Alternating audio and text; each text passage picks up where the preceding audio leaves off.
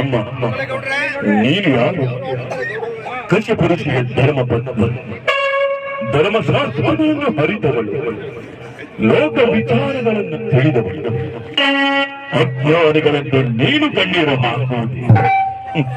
ಹುಟ್ಟಿದವನು ಸಾಯಲೇಬೇಕೆಂಬ ವಿಧಿ ನನಗೆ ತಿಳಿಯುವುದು ತಾಯಿ. ಸಾವು ದೇಹಕ್ಕೆ ಹೊರತು ಆತ್ಮ ನನ್ನ ತಮ್ಮ ಅವನನ್ನು ಎದುರಿಸುವ ಧೀರರು ಚತುರ್ದಶ ಬಾಣಗಳಲ್ಲಿ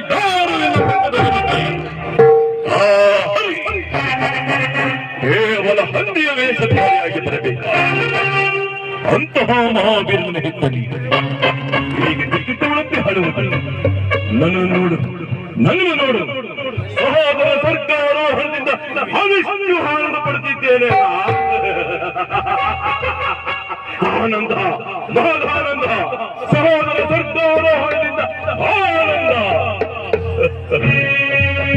ಪರಮಾನಂದ.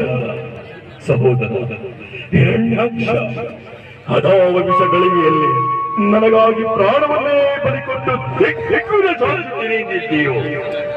ವಿಶ್ವದ ಮಹಾಶಕ್ತಿ ಹೆದರಾದರೂ ಹುಟ್ಟಡಗಿಸುತ್ತೇನೆ ಎಂಬ ಕೀಟಗಳ ನುಡಿ ಆಡಿದ ನಿನ್ನಂತಹ ಪೌರುಷವಂತನನ್ನು ಕೇವಲ ಒಂದು ಹಂದಿ ಕೊಂದು ಹಾಕಿದೆ ಎಂದರೆ ಹೇ ಹರೇ